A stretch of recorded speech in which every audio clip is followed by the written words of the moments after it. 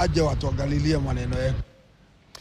ages, Kamukunji Grounds in Nairobi has stood as a symbol of courage, resistance and political reform, a place where ordinary Kenyans gather to demand multi-party democracy. Here, scores were arrested, injured and, according to human rights groups, between 20 and 30 people may have been killed during the Saba Saba unrest. Today, nearly 4 decades later, the historic grounds are undergoing a striking transformation. But even as the landscape changes, residents insist the memories of those who fought and paid the ultimate price must never be forgotten. KTN's Francis Ontomwa reports.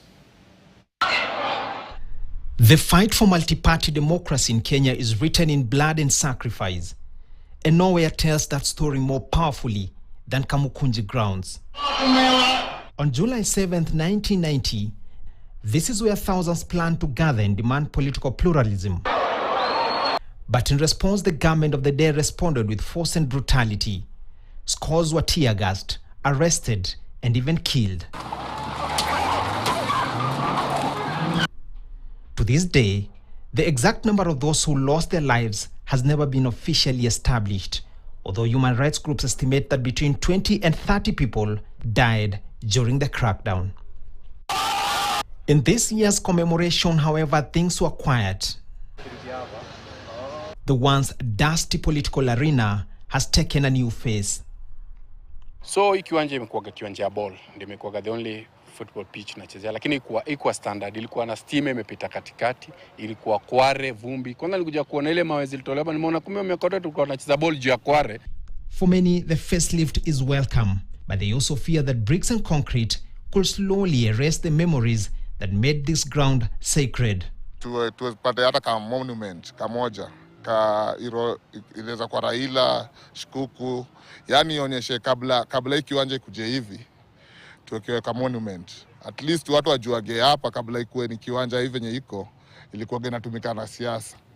The ongoing facelift, spearheaded by the Kenya Defence Forces, includes a modern ICT resource center complete with a library and a multi-purpose hall. Decision mingi za opposition zimefanywa hapa. Na pia kuna wazee. Si nimekwambia hizi nyumba za zamani, kuna wazee walikuwa wanatupatia historia ya kiwanja.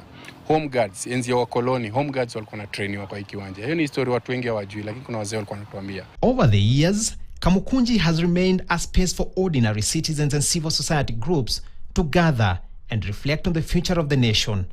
A place where Kenya's political stalwarts like James Orengo, Charles Rubia, and Martin Shikuku once walked, demanding freedoms.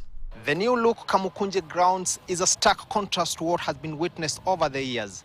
And if these grounds would speak, then they will tell the stories of arrests, tear gas, and even the hope and change that has been witnessed and changed Kenya's script forever.